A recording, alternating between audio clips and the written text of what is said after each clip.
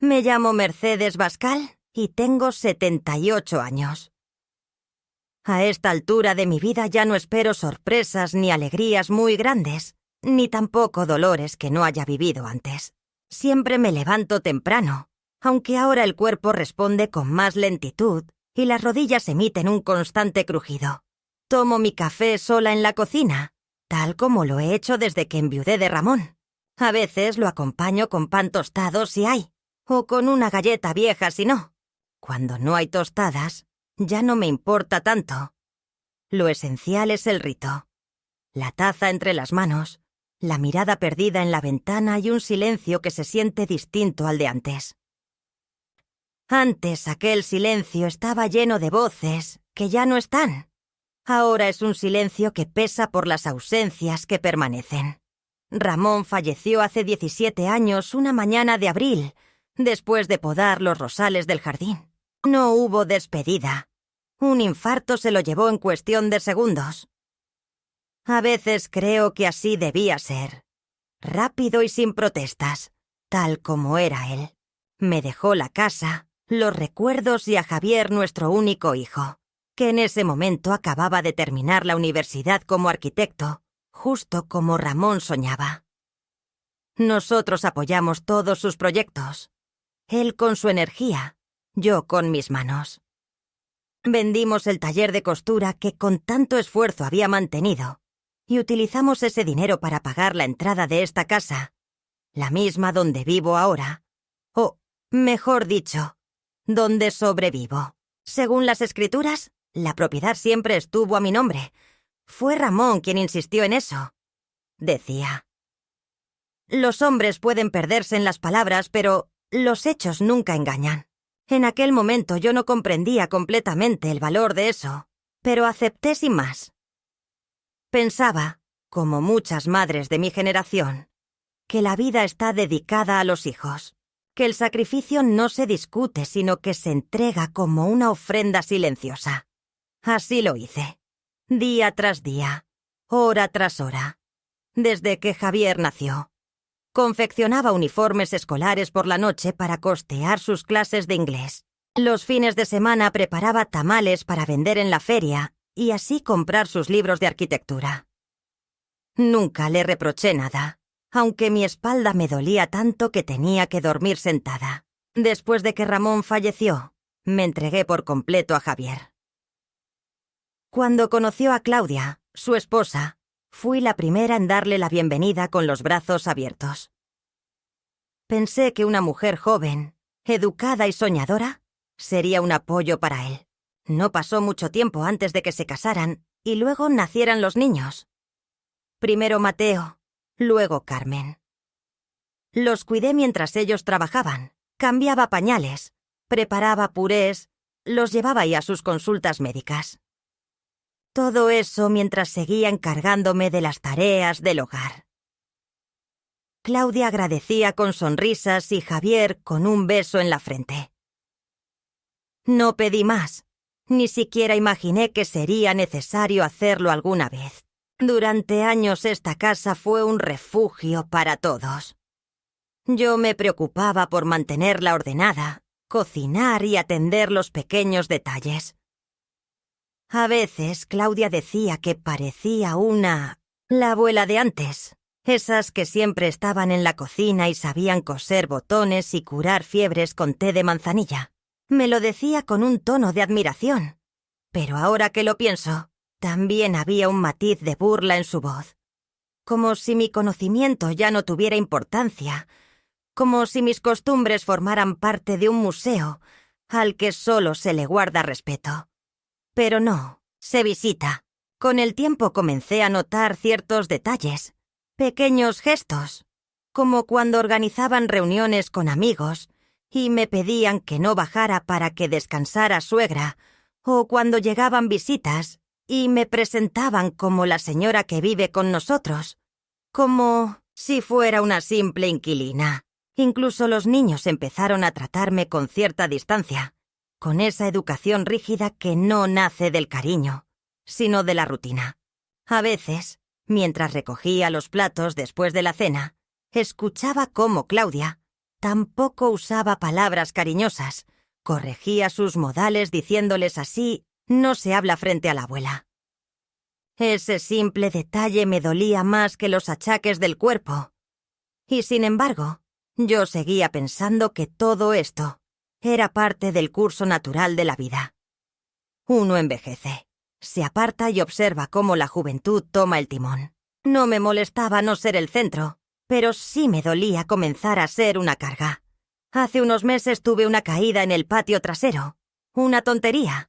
Tropecé con una manguera mal enrollada y terminé con un golpe fuerte en la cadera. Me llevaron al hospital y estuve ingresada 3 días. Nada grave, dijeron, pero al volver a casa, algo había cambiado en mi habitación, ya no parecía la misma. Los muebles desaparecieron. Mis pertenencias estaban empaquetadas en cajas de cartón, con mi nombre escrito en marcador negro. En su lugar, una mesa para juegos, una alfombra llena de colores y una pizarra magnética decoraban el nuevo espacio destinado a actividades. Carmen me recibió con una sonrisa nerviosa.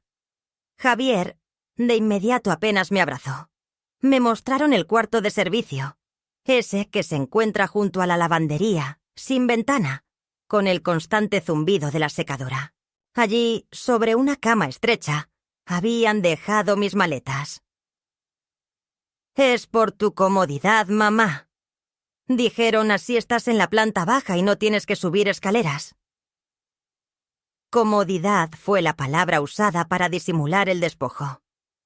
Desde aquel momento duermo entre estantes llenos de productos de limpieza y cajas con herramientas. El ruido de las tuberías me despierta cada madrugada y el olor a detergente me acompaña durante todo el día. Mis nietos pasan frente a la puerta sin asomarse y Carmen ya no me consulta nada. Javier jamás me habla más que lo justo, como si nuestras charlas fueran solo un trámite más en su lista de obligaciones. Sin embargo, cada noche antes de dormir, repaso en mi mente los documentos guardados en el cajón de mi mesa de noche. Esos mismos que prueban que esta casa sigue a mi nombre. No por venganza ni por orgullo, sino porque de alguna manera, entre tanto abandono, necesito recordar que aún existo, que todavía tengo algo de control sobre mi vida, aunque sea solo sobre el papel. Porque una situación así duele, pero también enseña. Una madre está dispuesta hasta entregarlo todo, hasta que se ve forzada a cuestionar si alguna vez fue valorada por quien realmente era y no por lo que podía dar. La primera vez que comprendí que ya no era bienvenida en mi propio hogar fue una tarde tan gris que parecía diseñada para confirmar tristezas. No llovía, pero el cielo se encontraba cargado con esa amenaza invisible que se mantiene suspendida en el aire, como si el clima mismo intentara comunicar algo sin atreverse del todo. Salí hacia el consultorio para una revisión de rutina. El médico me aseguró que todo estaba bien para mi edad, aunque reiteró su frase condescendiente que tanto odiaba. A su edad, como si los años invalidaran las dolencias y como si a cierta etapa de la vida solo se esperara soportar en silencio. Regresé a casa cerca de las 5 de la tarde. Me dolían los pies por los zapatos ortopédicos y el bastón pesaba más de lo habitual, pero no le di importancia. Pensaba en preparar algo rico para los niños, unas empanadas dulces que les gustaban desde pequeños, aquellas con relleno de plátano y canela. Al entrar sentí un aire extraño como si algo hubiese sido movido. No vi a nadie en la sala y avancé hacia mi habitación, que siempre fue la del fondo, junto al patio. La puerta estaba entreabierta. La empujé con suavidad y me encontré con el vacío. Literalmente no había cama ni ropero, ni siquiera mis cortinas con pequeñas flores. En su lugar, una alfombra nueva ocupaba el centro del cuarto, y sobre ella descansaban cojines de colores vivos, juegos de mesa y una tienda de campaña para niños y una pequeña mesa de plástico con crayones esparcidos.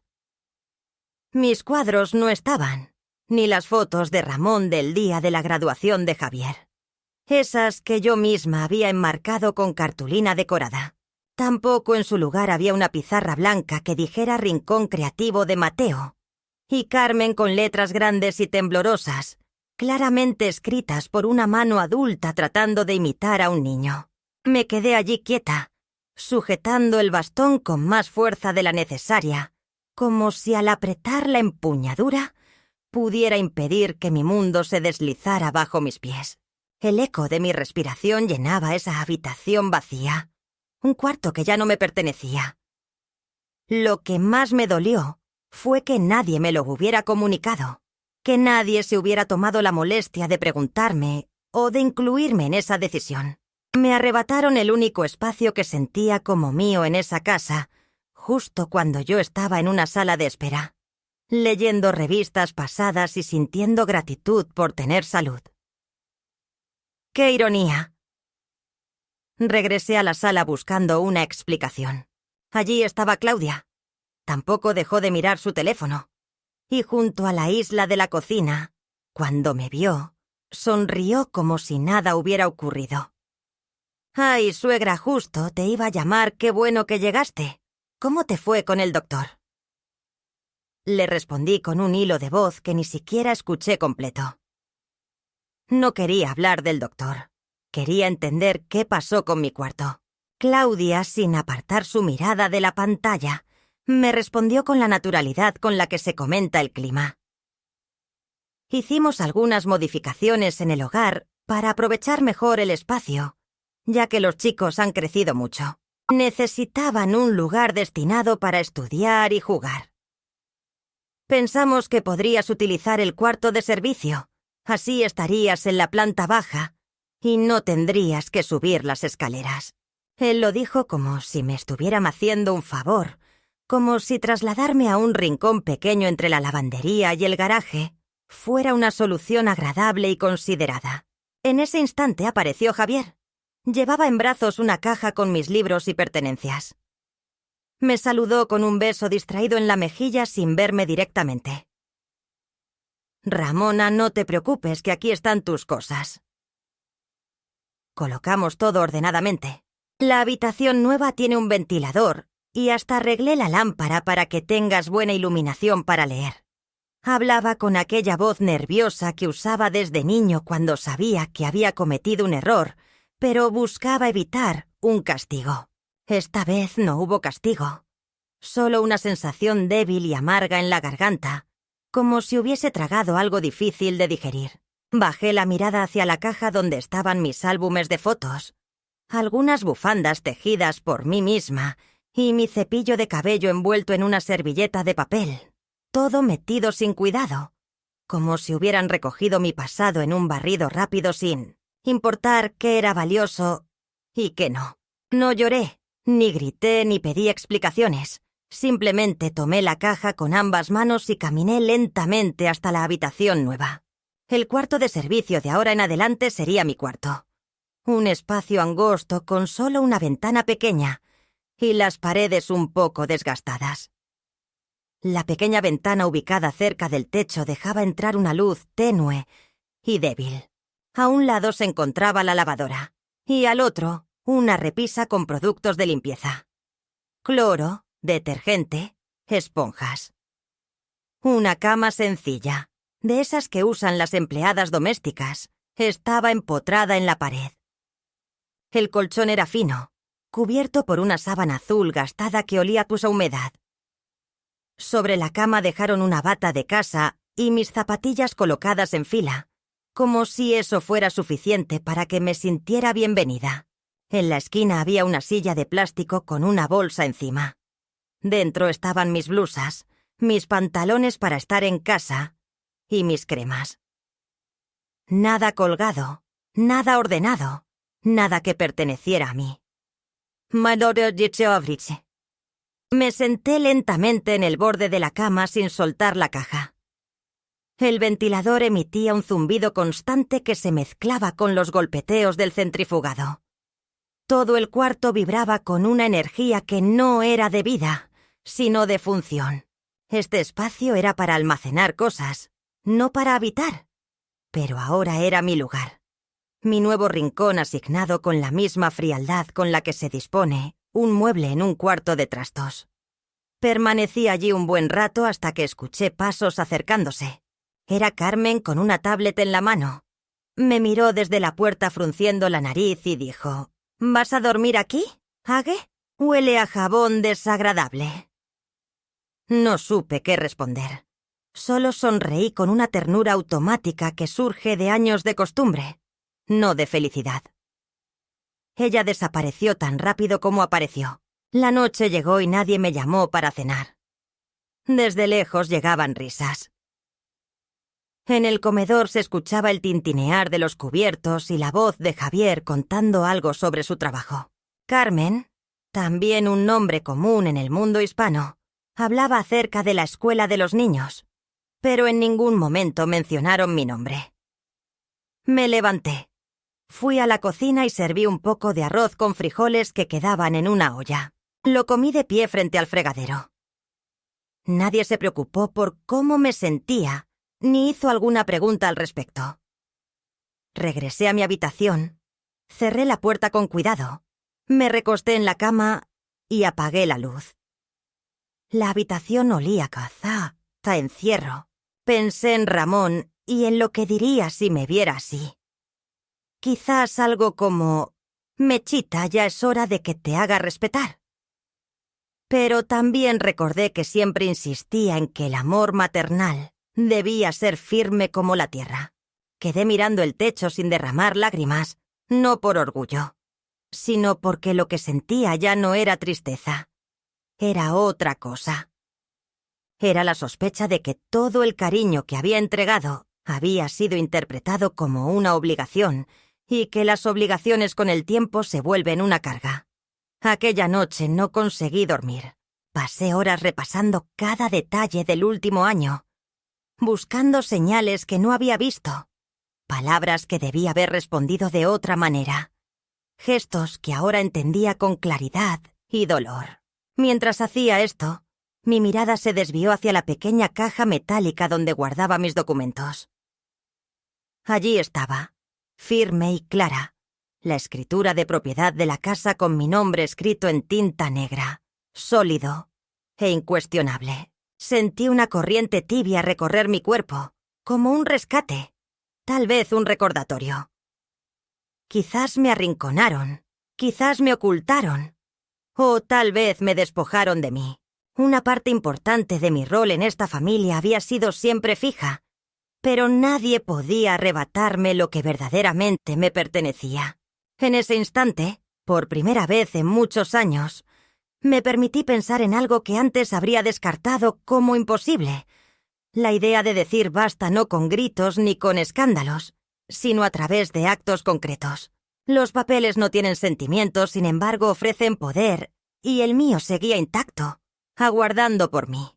Al amanecer, al despertar en aquel cuarto que antes era un espacio de servicio y ahora llamaban mi habitación, sentí que algo en mi interior empezaba a transformarse. No era solo el cuerpo que dolía más que de costumbre por haber pasado la noche sobre aquel colchón duro, ni el suave murmullo del ventilador que parecía acompañar cada pensamiento y cada latido, sino algo más profundo. Era una emoción difícil de nombrar con exactitud en ese momento, pero luego comprendí que despertaba tras un largo letargo de sacrificio. Desde siempre me habían dicho que ser madre significaba entrega, renuncia y poner siempre a los demás en primer lugar. Yo lo había hecho con alegría y convicción, sin esperar nada a cambio. Sin embargo, ahora, entre la escoba y el detergente, entendía que aquella entrega no había sido valorada, que transformaron mi amor en simple disponibilidad, mi presencia en inercia, mi historia en un obstáculo. Me levanté con calma, recogí mi bata del respaldo de la silla y fui al baño a lavar mi rostro. Me contemplé largo tiempo en el espejo reconociendo a aquella mujer de cabello blanco que me devolvía la mirada, con las marcas del tiempo bien visibles, pero los ojos aún despiertos. No me percibí débil ni derrotada. Me sentí agotada, sí, pero también clara en mis pensamientos. Me lavé los dientes con la tranquilidad de quien sabe que ese día exige una actitud distinta y otra forma de respirar. En la cocina encontré la cafetera todavía caliente y me serví una taza. Nadie me dijo nada. Claudia tampoco. Estaba concentrada en su teléfono, sentada en la barra. Javier dejó la casa para ir al trabajo. Los niños estaban en sus habitaciones alistándose para la escuela. El silencio que había no era de armonía, sino de indiferencia. Tomé mi café en el rincón del comedor, donde quedaba una silla sin usar. Recordé que cuando compramos esa mesa con Ramón, escogimos una grande pensando en los futuros nietos, en las cenas con amigos, en las celebraciones. Imaginábamos que la casa sería un lugar de encuentros y no de distancias frías. Cada cosa tenía su historia, como esa mesa que pagamos a plazos. La trajeron un sábado, y él la barnizó durante 2 días con esa paciencia suya, esa forma especial de valorar lo que tenemos. Ahora la misma mesa era tomada por Claudia. Tampoco. Y sus amigas del club, cuando se juntaban para hacer manualidades y venderlas en redes sociales. Nunca me invitaron a participar. Me pregunté si sabían que yo solía coser blusas para todo el vecindario, que había confeccionado trajes de primera comunión y que con mi trabajo ayudé a sostener esta casa cuando Javier todavía soñaba con ser arquitecto. Ese día no hice gran cosa, pero doblé mi ropa con cuidado y limpié mi espacio con esmero. En el espacio donde organicé mis papeles, cuando me quedé sola, llamé a don Horacio, el abogado que nos ayudó con los trámites de la casa hace casi 30 años. Me respondió con esa voz ronca y pausada que no había cambiado, y me reconoció inmediatamente. «Doña Mercedes», dijo. Qué alegría escucharla después de tanto tiempo. Le relaté lo esencial, sin exagerar ni dramatizar. Simplemente expuse los hechos tal como eran. Él no hizo muchas preguntas. Me prestó atención con respeto y luego comentó: «Lo que está a su nombre le pertenece, y si alguien no la respeta en su propia casa, usted tiene todo el derecho a tomar sus decisiones. Podemos revisar juntos lo que firmamos en su momento y evaluar qué acciones tomar si así lo desea». Pedí una cita para la semana siguiente y aceptó amablemente, asegurándome que me esperaba con gusto. Colgué sintiendo por primera vez en mucho tiempo que contaba con una herramienta, no una amenaza, sino una base firme sobre la cual aún podía apoyarme. Esa tarde, cuando Javier llegó del trabajo, le pregunté si tenía un momento para conversar. Él me dijo que estaba cansado y que mejor sería mañana. Lo entendí. Lo había entendido siempre. Así que no insistí. Sin embargo, tomé nota. Durante los días siguientes, empecé a fijarme en cada detalle con una atención diferente. Observaba cómo los niños entraban en mi antigua habitación sin siquiera saludar. Cómo Claudia hablaba de sus planes para redecorar la cocina sin consultarme, a pesar de que fue mi ahorro el que financió la remodelación inicial. Escuchaba sus llamadas donde decía cosas. Cuando finalmente tuvimos la casa a nuestro nombre, comenzaron a hablar sobre hacer una ampliación. El arquitecto mencionó que era posible transformar el patio en una sala familiar. Yo escuchaba en silencio. No porque me hubiera rendido, sino porque quería comprender hasta qué punto se habían adentrado en su propio mundo, sin contar conmigo. Hasta dónde me había convertido en un obstáculo, una sombra, un estorbo. Un domingo oí a Carmen preguntar: «Mamá, ¿por qué la abuela ya no vive con nosotros? Ahora está en el asilo». Claudia se rió sin corregirla, y esa indiferencia me dolió más que cualquier otra cosa. No se trata solo de lo perdido, sino de lo que otros están dispuestos a olvidar, que alguna vez fue importante. No esperaba homenajes ni altares, pero sí anhelaba un poco de verdad. un poco de respeto. La reunión con don Horacio fue clara y serena. Me explicó que la propiedad seguía a mi nombre legalmente, que nunca firmé ceder mis derechos y que cualquier intento de desalojo sin mi consentimiento podría ser impugnado. Le pregunté si podía modificar el testamento y me confirmó que sí, sin problema. Pedí que mantuviera todo en confidencialidad y me aseguró que todo lo que hiciéramos quedaría entre nosotros. Decidí no hacer cambios oficiales por ahora, pero sí quería investigar mis opciones. Él comprendió sin necesidad de muchas palabras. Al regresar a casa me sentí diferente, más completa y alerta. Comencé a notar detalles que antes ignoraba, como ver a Claudia revisando mis medicamentos. Comentaban con cierto tono irónico que a veces se me olvidaba si había tomado los medicamentos o no, o que Javier empezaba frases con «pero no me lo tomes a mal», cada vez que trataba de justificar decisiones que tomaban sin consultarme. Una tarde me pidieron que firmara unos documentos de rutina que supuestamente eran para el seguro de la casa. Les pedí un tiempo para revisarlos. Claudia frunció el ceño y Javier suspiró, pero no insistieron. Le pedí a don Horacio que los examinara. Resultaron no ser para el seguro, sino una autorización para que actuaran como administradores legales en caso de que sufriera un deterioro cognitivo. No dijeron nada más y yo tampoco, aunque esa noche dormí con la carpeta de documentos bajo la almohada. Una mañana, mientras ordenaba mi pequeño cuarto, encontré una nota escrita por Mateo, que en realidad era un dibujo. Él y su hermana estaban en un lado, su papá y su mamá en el otro. En medio, una figura con bastón atravesada por una X roja que decía: «Esta es la abuela antes, ahora ya no».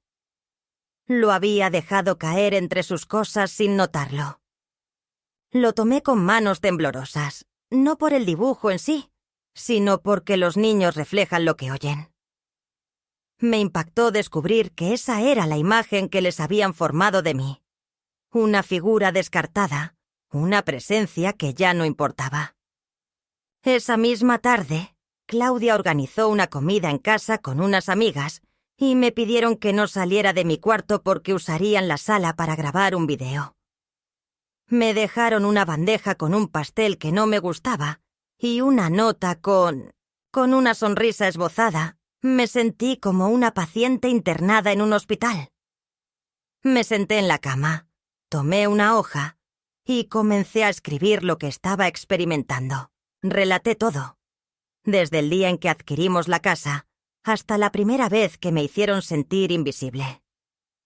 No con la intención de mostrarlo, sino porque necesitaba liberar eso que llevaba dentro, convertirlo en palabras, en tinta, en algo físico, puesto que lo intangible ya me estaba consumiendo por dentro.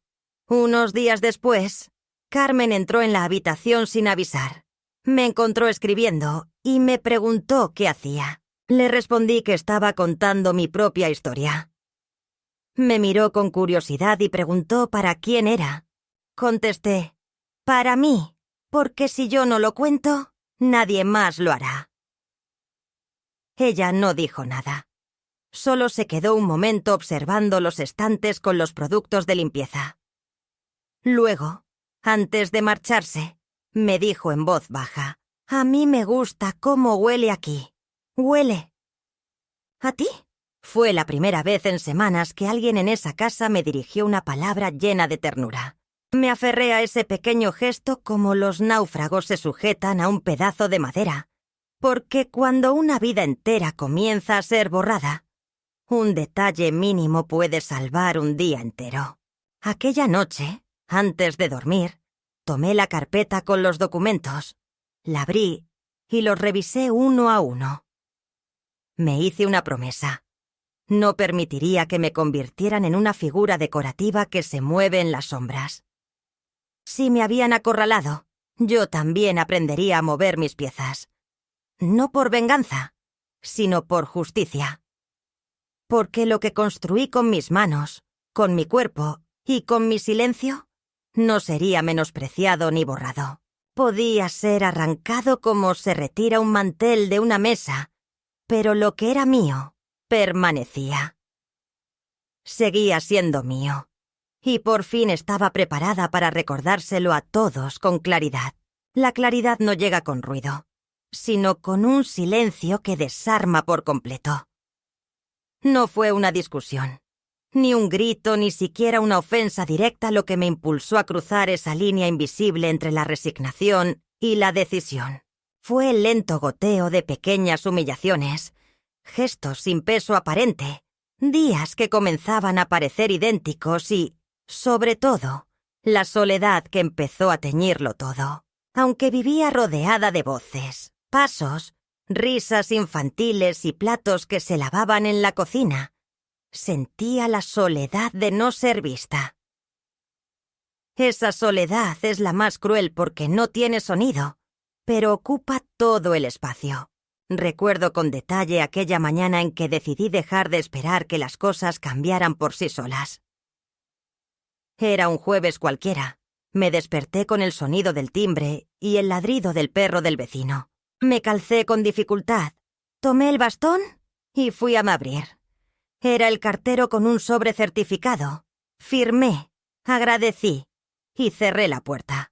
Me senté en la cocina y abrí el sobre con cuidado. Dentro venía una notificación del ayuntamiento, una solicitud de planos para una reforma. Al principio no entendí nada, pero luego vi el nombre de Javier como solicitante. Quería construir una ampliación en el patio trasero. Mi patio, donde Ramón plantó las bugambilias, donde yo colgaba la ropa al sol cada semana, donde crecieron los niños jugando. Con cubos de plástico y palitas de juguete, intentaban cubrirlo con cemento y ni siquiera me lo habían comentado.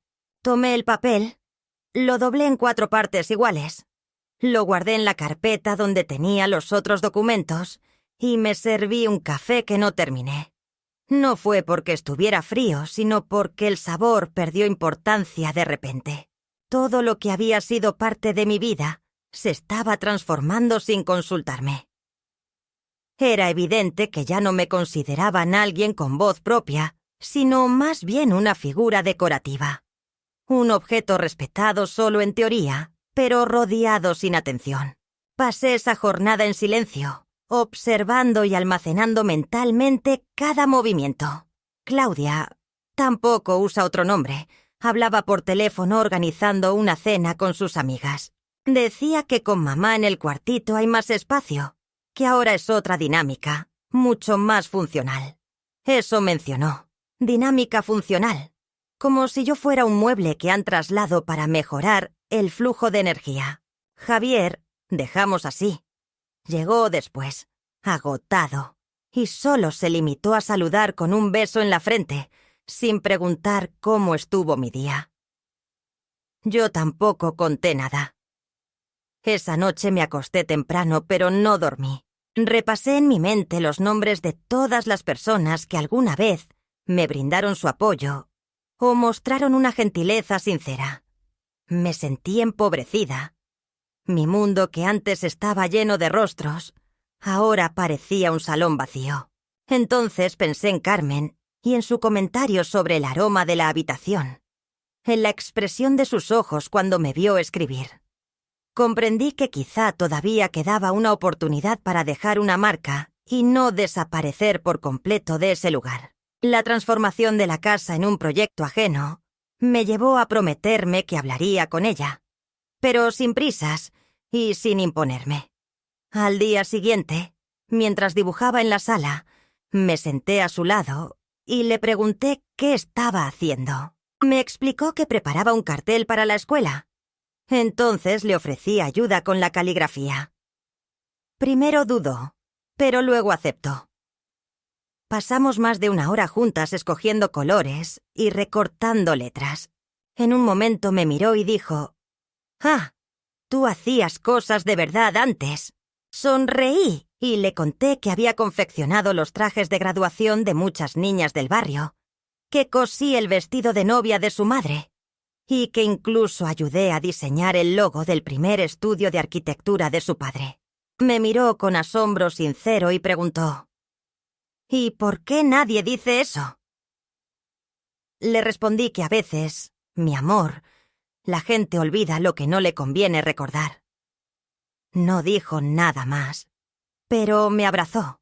Ese abrazo fue mi primer alivio en semanas, no el alivio de que algo cambiara fuera, sino el de que algo aún podía modificarse por dentro. Decidí entonces empezar a avanzar, a mover mis propias piezas, no de forma dramática ni con ruido, sino con la firmeza que solo da la experiencia.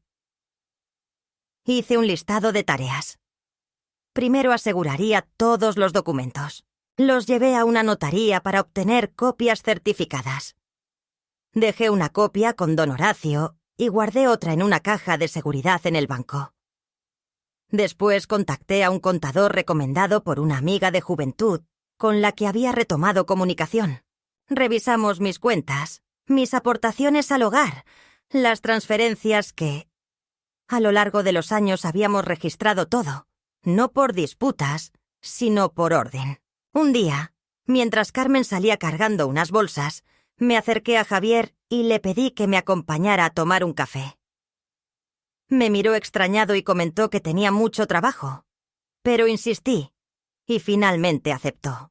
Fuimos a una cafetería cercana al parque donde solía ir cuando era niño. Pedimos café con leche y pan dulce. Empezamos hablando del clima, de los niños y de cosas sin importancia. Luego le dije: Javier, necesito que me escuches. No que me contestes, ni que te justifiques, solo que me prestes atención como cuando eras pequeño y te contaba cuentos.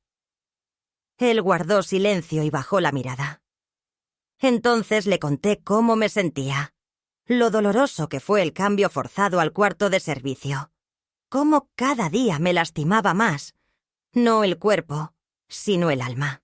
Le dije que no buscaba pelear, solo quería que supiera que yo no era ciega, ni sorda, ni tonta, que sabía lo que estaba ocurriendo, que los papeles estaban en regla, que tenía opciones, pero que antes de tomar una decisión, quería hablar con él como madre y mujer. Javier no dijo mucho. Solo murmuró que no sabía que me sentía así. Le respondí que eso era justamente lo que más dolía, que no lo supiera. Terminamos el café en silencio y regresamos a casa sin volver a tocar el tema. Pero algo cambió. Lo percibí en sus ojos, en la manera en que esa noche me dejó un vaso de agua junto a la puerta de mi cuarto, y en cómo al día siguiente me preguntó si necesitaba algo. El supermercado Carmen parecía notar el cambio, y eso no le agradaba. Se volvió más brusca, más atenta. Empezó a controlar cada movimiento que hacía, interrumpiéndome cuando hablaba con los niños y sugiriendo que debía tomar un descanso. Me dijo que a mi edad, suegra, el estrés es muy peligroso. Incluso insinuó que tal vez debería pensar en una residencia para casos así. No respondí, pero comencé a guardar todo lo importante en una maleta, lista para partir. No porque quisiera irme, sino porque quería estar preparada. Una mujer que se prepara deja de ser vulnerable, se convierte en una amenaza invisible. Cada noche seguía escribiendo. Al finalizar el día anotaba todo lo vivido, lo sentido, lo descubierto. Mis cuadernos se llenaban de palabras que se convertían en mi escudo, mi reflejo, mi testimonio. Empecé a leerlas en voz alta en mi cuarto. Me escuchaba decir cosas como si fuera otra persona, pero esa otra persona era yo, sin miedo, diciéndome: no te borraron, Mercedes, solo se olvidaron de mirar bien. Un domingo por la tarde, mientras todos salían, me quedé en el patio. Las bugambillas todavía estaban allí, persistentes, floreciendo con valentía entre las grietas del concreto. Las observé largo rato y pensé en Ramón, en la joven que fui, en la madre que fui, en la mujer que todavía soy. Me dije en voz baja, con una nueva firmeza: no me van a mover como a una caja más en esta casa, porque esta casa es mía. Y todavía tengo las llaves. Esa fue una tarde inolvidable. Una tarde de viernes. De esas que traen la calma necesaria para tomar decisiones importantes. Finalmente entendí que ya no bastaba con tener claridad ni con anotar en cuadernos o hacer copias de documentos. Había llegado el momento de actuar, de dar un paso firme. No para lastimar, sino para reencontrarme con el lugar que realmente me correspondía. Habían pasado tantas semanas desde que me relegaron al cuarto de servicio, desde que Claudia, una madre ausente, dejó de verme como tal y comenzó a tratarme como una tarea más en su larga lista de obligaciones domésticas. A veces dudaba si todo lo que vivía era real o una pesadilla extensa, mal tejida por la costumbre de ceder. Pero no era una ilusión. Cada gesto lo confirmaba. La indiferencia, la reorganización sin consulta, la ausencia del simple ¿cómo estás? Todo pesaba. Lo más doloroso no era el lugar físico, sino la forma en que mi identidad se desdibujaba día tras día, como si mi historia fuera un estorbo. Aquella tarde los niños estaban en casa de una amiga de Claudia, ella misma, Javier, que aún no llegaba del trabajo. Y ella se ocupaba de preparar la cena para un grupo de conocidos. Arreglaba la mesa con vajilla especial, revisando cada detalle con ese perfeccionismo casi altivo que había adquirido con los años, como si toda su identidad dependiera de la imagen que proyectaba ante los demás. Yo la observaba desde la cocina, fingiendo estar ocupada con el pan, pero realmente repasaba mentalmente el plan una y otra vez, hasta asegurarme de que nada se me escapara. Escapaba consciente de que surgirían reacciones, que probablemente aparecerían lágrimas. Voz cargada de reproches o señalamientos, pero lo que no habría era retroceso. Horas después, cuando los invitados estaban por llegar, me acerqué a Claudia con la serenidad que nace de la seguridad y le pedí poder tener un momento a solas con Javier esa misma noche, porque era algo importante. Ella me miró de reojo, molesta como si interrumpiera la dinámica de su espectáculo, y dijo: «Puede esperar hasta mañana, hoy tenemos visitas». Le respondí que no podía posponerse y que era justo esa noche. En ese instante su voz se tornó con ese tono dulce y falso que solo usaba cuando se sentía amenazada. Dijo: «Bueno, sí, insistes, pero que sea rápido, no quiero que interfiera con la cena». Me retiré a mi habitación. El pequeño cuarto de servicio que ahora no me parecía tan pesado, porque por dentro sabía que pronto dejaría de ser mi prisión. En el escritorio había una carpeta con copias del título de propiedad, una carta dirigida a Javier y otra a Carmen con el cariño de una abuela que no quiere que la historia que le contaron a su nieta sea la única versión. Guardé todo en mi bolso junto con mi teléfono y la llave de la caja fuerte que seguía en la habitación anterior, oculta tras un fondo falso en el armario. Lugar que afortunadamente no se había inspeccionado a fondo durante la redecoración. Cuando Javier llegó se le veía exhausto. Colgó el saco en la entrada, besó a Claudia en la mejilla y se sirvió un vaso. Observaba el vaso de agua desde el marco de la puerta del comedor. Me acerqué y le pedí que me acompañara unos minutos al patio. Claudia tampoco podía quedarse callada y dijo de inmediato que los invitados ya llegarían, que no era el momento. Pero él, tal vez movido por alguna sensación de culpa o un presentimiento, aceptó. Caminamos en silencio hacia el fondo de la casa donde las bugambillas todavía resistían. Nos sentamos en unas sillas de hierro que Ramón había pintado años atrás. El silencio pesaba, pero yo sabía que debía hablar. Saqué una carpeta y la posé sobre sus rodillas. Javier la miró con sorpresa y preguntó: «¿Qué es esto, mamá?». Le pedí que la abriera. Comenzó a hojear los papeles.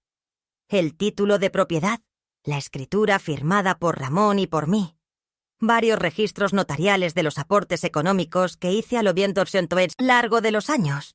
Javier no decía nada. Solo pasaba las páginas con el ceño fruncido.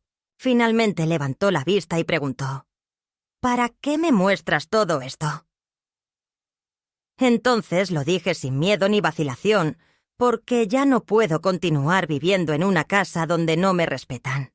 Necesito que sepas que legalmente esta casa es mía, que todo lo que tienes ahora se construyó sobre lo que tu padre y yo logramos con nuestras manos, nuestros ahorros y noches sin dormir. Si quieres que me aparte no será con desprecios, sino con una firma, y yo no pienso firmar nada. Javier se recostó en la silla con la mirada fija en un punto del suelo. Sus dedos apretaban los bordes de la carpeta. La carpeta respiró profundo. Mamá parecía que nadie quería estar solo. Las cosas habían cambiado. Le contesté que sí, que efectivamente habían cambiado, pero no por un proceso natural, sino por una decisión consciente. No se trataba de espacio físico, sino de un sitio emocional donde me habían desplazado. No por falta de metros cuadrados, sino por ausencia de voluntad. Le hablé del dibujo de Mateo, de las palabras de Carmen, de cómo Claudia me llamaba a ella y no mamá cuando hablaba con sus amigas. Le comenté del olor a encierro en la habitación, del ventilador que no permitía dormir, de las veces que me dejaron comida fría sobre una bandeja como si fuera un objeto olvidado. Él no respondió de inmediato. Parecía estar procesando todo con dificultad. Finalmente dijo: no sabía, no tenía idea de que fuera tan grave. Le expliqué que no esperaba una respuesta inmediata, sino claridad, y que si no podía ofrecerme un lugar digno, debería prepararse para vivir en otro sitio, porque lo que estaba en juego no era solamente la casa, sino mi dignidad. Volvimos hacia el interior. Claudia nos miró con desconfianza. Yo pasé de largo. Subí a mi cuarto y me senté frente al pequeño ventilador. Sabía que aquella conversación no terminaría allí. A la mañana siguiente, Claudia estalló, golpeó la puerta de mi habitación con fuerza y entró sin esperar permiso. Su voz era aguda, alterada. ¿Qué estás intentando hacer, suegra? ¿Amenazarnos?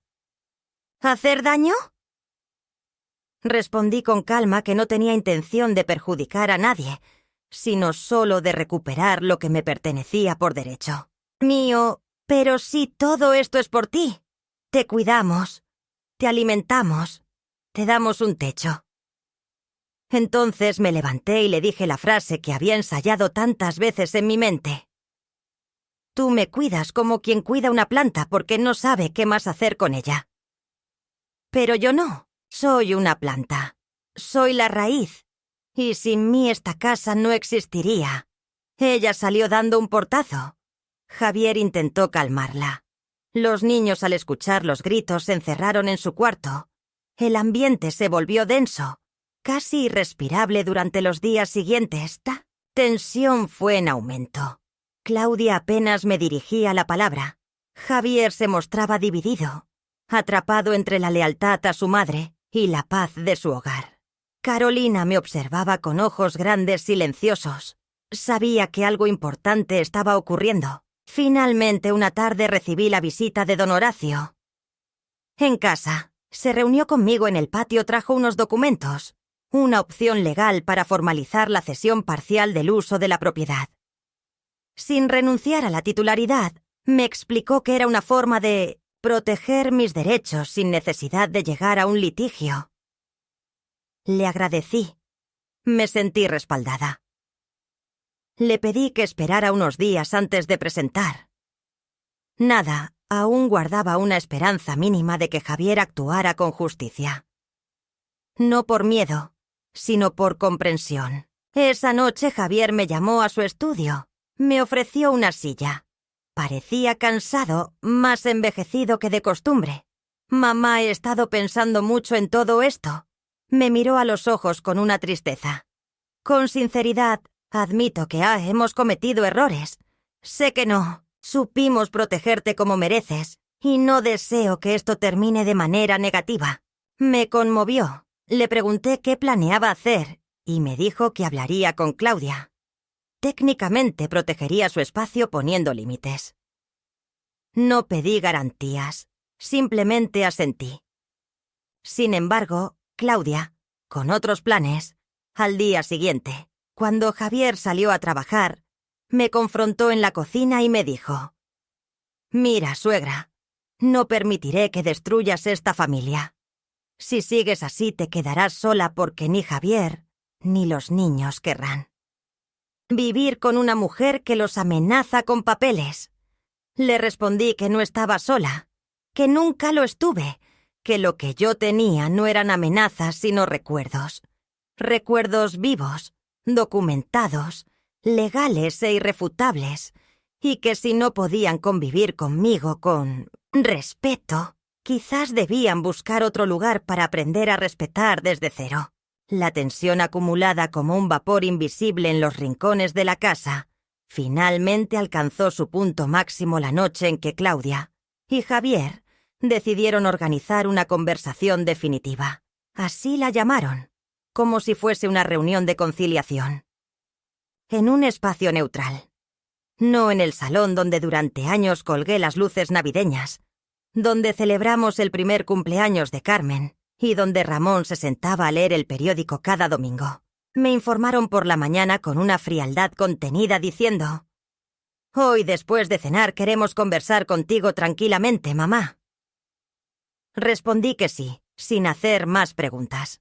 Sabía perfectamente que se acercaba un intento disfrazado de negociación para recuperar el control, ocultando sus verdaderas intenciones bajo el velo de la reconciliación. Sin embargo, yo estaba preparada no solo con mis documentos, sino con algo aún más valioso: mi palabra. Después de muchas semanas de silencio y reflexión, comprendí que a veces el verdadero poder no reside en lo material, sino en la valentía de expresarse sin titubear.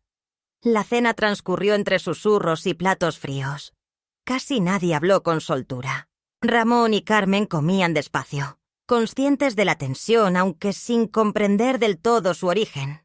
Javier, de nombre común y respetado, mostraba una incomodidad evidente, mientras Claudia, también un nombre habitual, se distrajo jugando con los cubiertos sin levantar la mirada. Yo comí sin prisa, como si nada ocurriera. Terminé antes que todos y lavé mi plato para luego sentarme en el sillón del rincón donde la luz era suave a esa hora de la noche. Esperé un momento en silencio. Finalmente Javier se aclaró la garganta y dijo: «Vamos a hablar ahora». Claudia asintió y los niños fueron enviados a sus habitaciones, cerrando cuidadosamente la puerta del salón. El aire se hizo denso, como si hubiéramos dejado de respirar todos a la vez. Javier comenzó con un tono suave, casi suplicante, y expresó: «Mamá, sabemos que estos últimos meses han sido complicados. Queremos empezar de nuevo.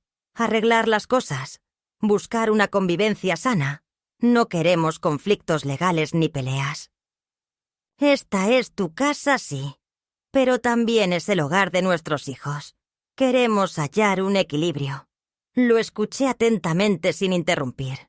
«¡Atención!». No interrumpí. Luego fue Claudia quien tomó la palabra con ese tono que mezcla dulzura fingida con un trasfondo de reproche. «Suegra, comprendemos que te has sentido desplazada, pero también necesitas entendernos a nosotros.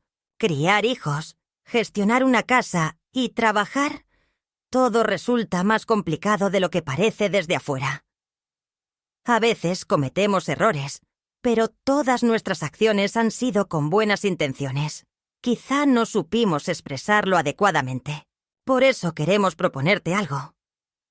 Se miraron entre ellos como esperando una señal de aprobación mutua. Claudia sacó un sobre y lo colocó en la mesa. «Aquí tienes una propuesta. Una cesión parcial del usufructo para que estés tranquila, y nosotros también. Queremos evitar malentendidos, amenazas de desalojo, o que termines vendiendo la casa por enfado o resentimiento. Esa última palabra, resentimiento, me dolió más de lo que imaginaba porque resumía todo lo que ellos no entendían. Creían que yo pretendía castigar, vengarme o cobrar facturas emocionales. No comprendían que lo que deseaba era respeto y no reparación, dignidad y no dominio. Tomé el sobre, lo abrí lentamente y leí las primeras líneas. Era, sin dudas, un documento que planteaba que yo firmara una cesión temporal del uso de la propiedad a favor de Javier y Claudia con una revisión anual.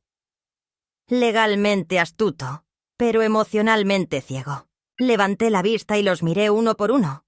Primero a Javier, mi hijo, ese niño que alguna vez lloraba cuando se caía.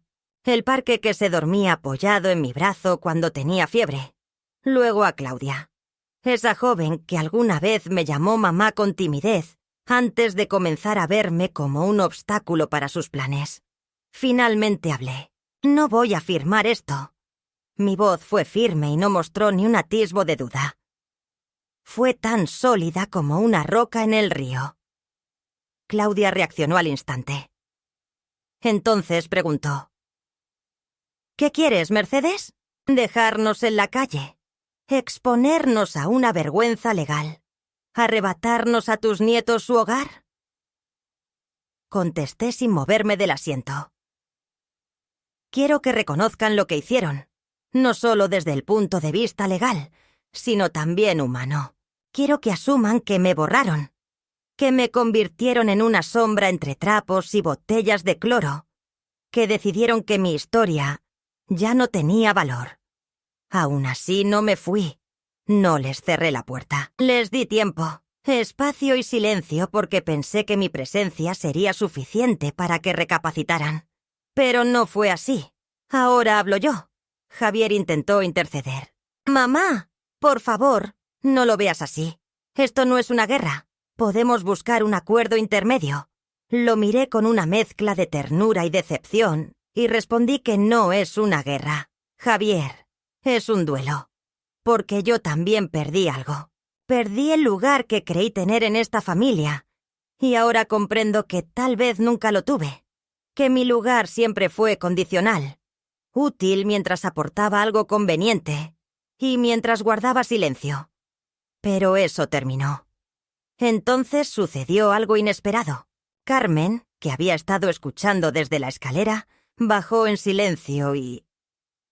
Ramón entró en la sala, se acercó a mí y me tomó de la mano. Su voz, aunque temblorosa, sonaba firme y rompió la tensión como una piedra al caer en el agua. «Abuela, no te vayas». La miré y le respondí: «No quiero irme, mi amor, pero tampoco puedo seguir sintiéndome invisible». Entonces Carmen se levantó de forma brusca diciendo que esto era una locura. «Estamos haciendo todo esto por ti, y tú sigues con esa actitud de víctima». Me levanté con esfuerzo, pero sin perder la firmeza. «No soy víctima, soy la dueña de esta casa, y no pienso negociar mi dignidad. O viven aquí siguiendo otras reglas o se van. No hay más opciones». El silencio se volvió absoluto. Carmen salió dando un portazo mientras Javier permanecía de pie sin saber qué decir. Carmen me abrazó fuerte y yo acaricié su cabeza, susurrándole al oído: «Todo estará bien». Esa noche dormí por primera vez con la puerta de mi cuarto abierta. No por miedo, sino porque ya no había nada que ocultar. La verdad fue proclamada. Las cartas estaban sobre la mesa y, lo más importante, nadie podía negar quién era ni lo que representaba en esa casa. Han pasado algunas semanas desde aquella noche en que todo cambió, aunque a simple vista la casa parece igual. Las paredes con los mismos cuadros, los platos en el mismo fregadero, los pasos resonando en los pasillos y el sol entrando por la ventana de la sala a la misma hora. Hay una calma nueva. Una especie de orden en el silencio que ya no es ese vacío frío de la omisión, sino una presencia distinta. Una pausa que guarda palabras calladas pero plenamente entendidas. Javier se ha vuelto más presente, más atento, más hijo. No utilizó disculpas grandilocuentes ni pidió perdón con exageraciones, pero su cambio se refleja en sus gestos, en la manera en que ahora se detiene para escucharme, en cómo me ofrece una taza de té sin que se lo solicite, en los minutos que dedica a sentarse conmigo en el jardín y hablar sin un tema específico. Ha empezado a recuperar algo que creía perdido. La mirada con la que me miraba cuando era niño. Esa que expresaba sin necesidad de palabras que yo era su refugio y su certeza. Claudia, por su parte, camina con cuidado sobre un hilo invisible, entre el orgullo y la conveniencia. Se muestra amable, incluso atenta en ocasiones, pero su inquietud es evidente en la manera que fuerza la sonrisa, en cómo evade cualquier conversación profunda y en la cortesía exagerada con la que me trata, que no logra disimular la distancia.